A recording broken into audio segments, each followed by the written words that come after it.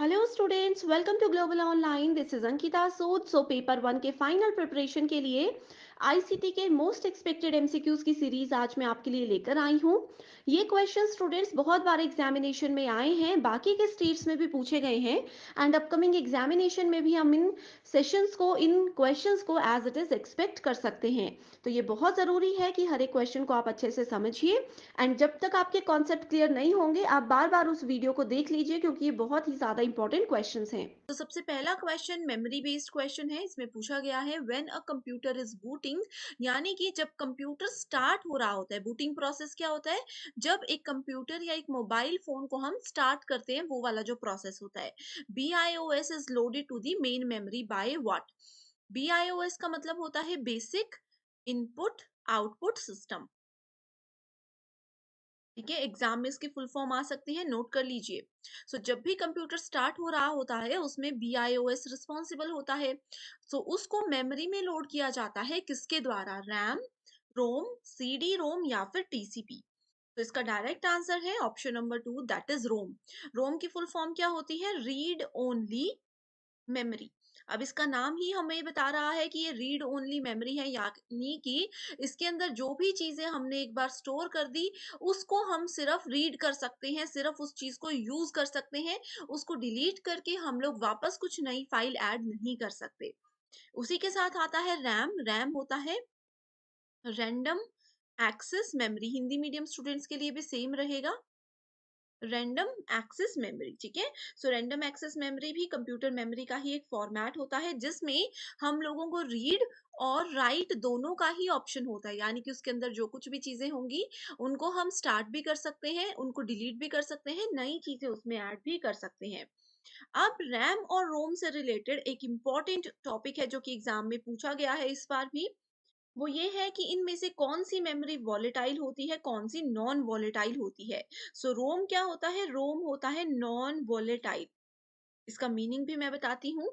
And RAM होता है volatile. Non volatile का मतलब नॉट इरेजेबल। मैंने आपको बताया कि रीड ओनली है, इसमें जो कुछ कुछ चीजें हैं वो एक बार अगर एंटर कर दी तो हम उसको रिमूव नहीं कर सकते। तो not erasable, non volatile. RAM मतलब वॉलेटाइल, तो इस तरह से आप याद रख सकते हो। तीसरा पॉइंट है यहाँ पर CD रोम। इस पे भी सेपरेट क्वेश्चंस पूछे जा चुके हैं एग्जाम में। CD रोम का मतलब होता है compact disc read only memory. ठीक है, compact disc read only memory. आप लोगों ने CD DVDs यूज की होंगी, ये वही चीज होती है। TCP की फुल फॉर्म क्या होती है? Transmission control protocol. ठीक है, ये स्टैंडर्ड होता है जब भी कोई कंप्यूटर को हम लोग इंटरनेट से कनेक्ट करते हैं। TCP का उसमें बहुत इंपॉर्टेंट रोल रहता है, ये आपको पता होना चाहिए। पेपर वन के बेस्ट प्रिपरेशन के लिए कंप्लीट कोर्स में लेकर आई हूँ, जो कि एग्जामिनेशन के डिफिकल्टी लेवल, लेटेस्ट क्वेश्चंस के pattern and previous year examination के एनालिसिस के हिसाब से बनाया गया है।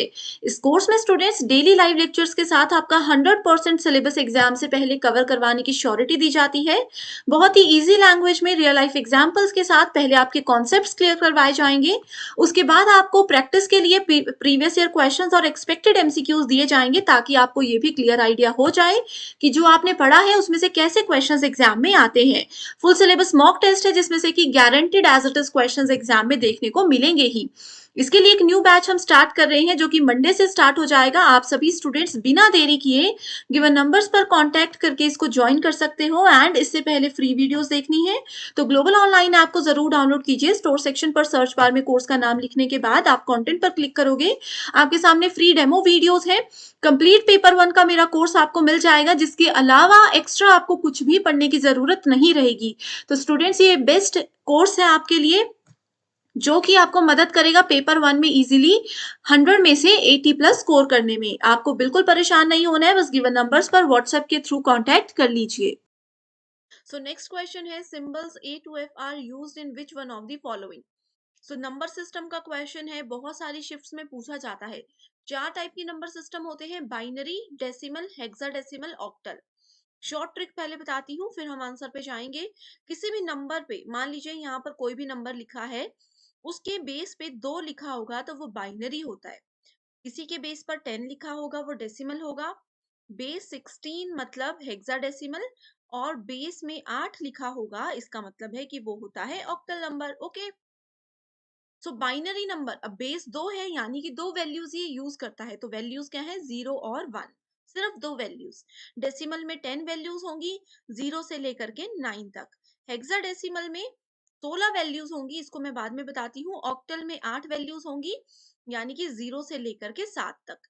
अब देखो, हेक्साडेसिमल में 16 वैल्यूज हैं, तो 16 वैल्यूज को यहाँ पर इस तरह से बनाया जाता है, 0 से 9 तक वैल्यूज होती हैं, ये हो गई 10 वैल्यूज। उसके बाद बाकी की वैल्यूज ए से लेकर के एफ, उनको काउंट किया जाता है। इसमें 11 12 13 14 नहीं होते, 0 से 9 होगा, उसके बाद ए से एफ होगा। यही क्वेश्चन में पूछा गया है कि ए टू एफ किस में यूज होता है, सो करेक्ट आंसर है option number 3, that is hexadecimal number system. Right, I hope ये कॉन्सेप्ट्स आपके क्लियर हो चुके हैं। तो नंबर सिस्टम पर एक वो क्वेश्चन था, एक क्वेश्चन ये पूछा चाहते हैं, ये है binary equivalent of decimal number 35 is what.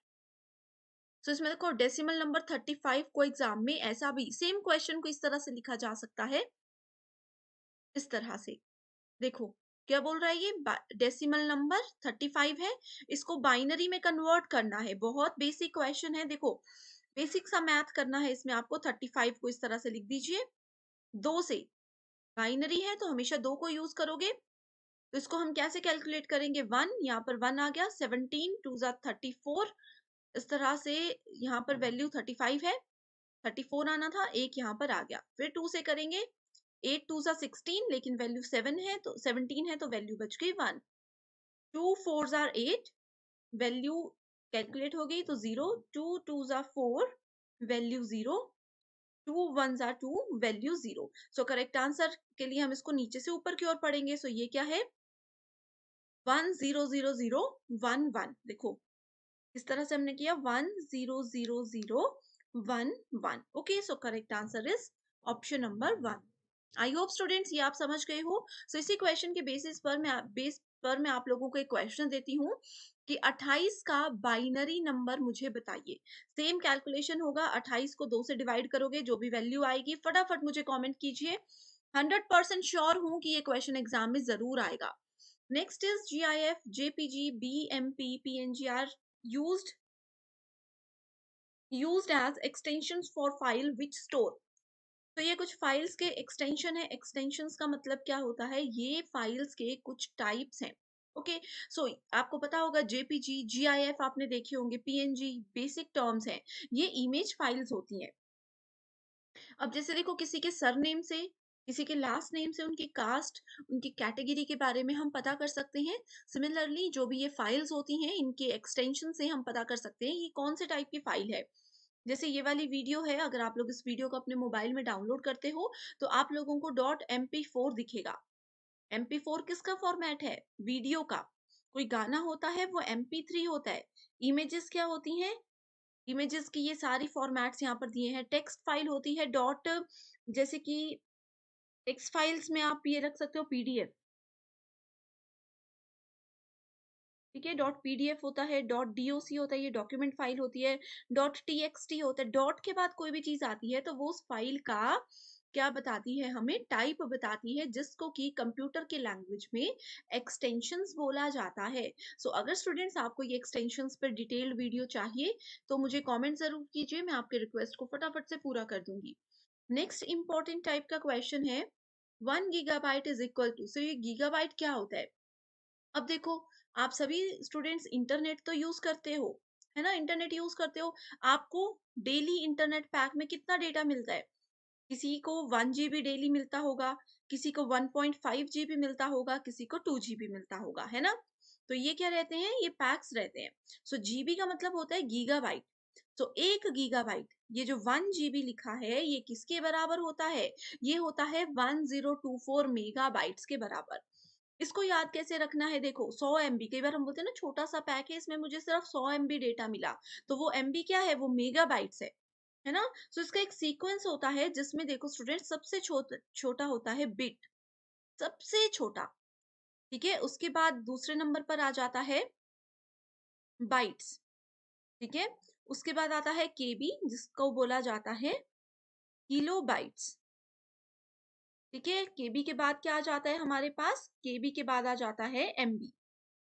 MB यहाँ पर लिखा है मेगाबाइट्स। एमबी के बाद आता है जीबी। जीबी का मतलब गीगाबाइट। गीगाबाइट के बाद आ जाता है यहाँ पर टीबी। टीबी का मतलब होता है टेराबाइट।